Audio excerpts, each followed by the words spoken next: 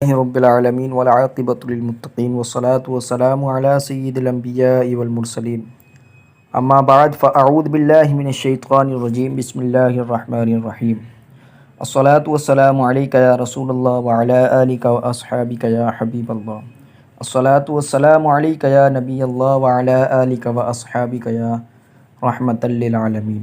حضرات محترم، آج ایک بار پھر سلطنت مصطفیٰ چینل پر حاضر خدمت ہوں۔ دعا ہے اللہ تبارک و تعالیٰ کی پاک بارگاہ میں آپ سب خیر و عافیت سے ہوں گے۔ حاضرین و سامعین و ناظرین، میرے تمام دوست و احباب، اگر آپ ہمارے چینل پر نئے ہیں تو ہمارے چینل کو اللہ تبارک و تعالیٰ کی رضا کے لیے ضرور سبسکرائب کریں، ویڈیو کو شیئر اور لائک ضرور کریں، کیونکہ ہمارے چینل کا مقصد ہے پوری دنیا میں دین اسلام کا پرچم لہرانا اور گھر گھر اسلام کی دعوت دینا۔ ہمارے اس دین کے کام میں اور خیر کے کام میں ہمارا ساتھ دیجیے۔ اللہ تبارک و تعالی آپ سب کو بروز قیامت اس کا اجر و ثواب عطا فرمائے گا۔ حضرات محترم، آج ہمارا جو موضوع ہے وہ بہت اہم سوال پر آج ہم نے آپ سے گفتگو کرنی ہے، اور 3 سوال ہے جو آپ سے ہم نے شیئر کرنے ہیں۔ سوال سماعت فرمائیں۔ پہلا سوال، پھانسی کا وقت فجر کے بعد اور سورج نکلنے سے پہلے کیوں مقرر کیا گیا ہے؟ دوسرا سوال، وہ کون سی چیز ہے جو آپ کے پاس نہ ہو تو نکاح نہیں ہو سکتا اور پاس ہو تو جنازہ نہیں ہو سکتا؟ تیسرا سوال، اگر لڑکی کی لاش ملے تو کیسے پتہ چلے گا وہ مسلمان ہے یا کافر؟ انشاءاللہ تبارک و تعالی تفصیلاً تینوں سوال کا جواب آپ کی بارگاہ میں عرض کروں گا۔ حضرات محترم، یہ سوال اکثر موبائل میسیج میں پڑھنے کو ملتے ہیں۔ بہرحال ان کا ممکنہ جواب دیا جاتا ہے۔ پہلے سوال کا جواب، اس کی کئی وجوہات ہو سکتی ہیں۔ سابقہ امتوں پر جب اللہ تعالیٰ کا عذاب نازل ہوا کرتا تھا تو عموماً صبح کا وقت ہوتا تھا، جیسا کہ حضرت لوط علیہ السلام کی قوم پر عذاب کا وقت فرشتوں نے صبح کا بتایا، الیس الصبح بقریب، لہذا پھانسی بھی ایک عذاب ہے، اس کی مناسبت سے صبح کا وقت مقرر کیا ہو۔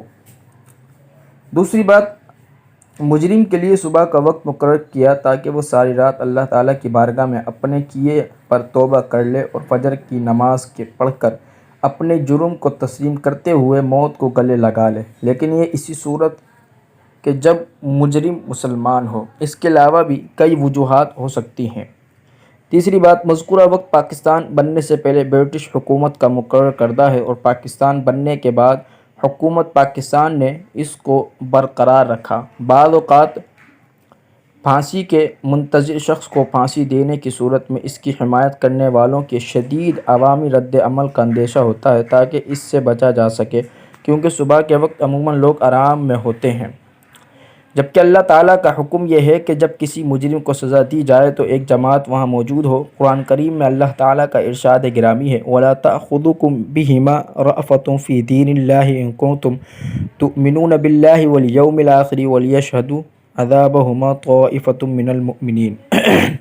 ترجمہ کنز ایمان، اور تمہیں ان پر ترس نہ آئے اللہ کے دین میں، یعنی حدود کے پورا کرنے میں کمی نہ کرو اور دین میں مضبوط اور متصلب رہو، اگر تم ایمان لاتے ہو اللہ اور پچھلے دن پر، اور چاہیے کہ ان کی سزا کے وقت مسلمانوں کا ایک گروہ حاضر ہو تاکہ عبرت حاصل ہو۔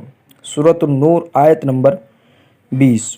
واللہ تعالی اعلم ورسولہ اعلم۔ حضرات محترم،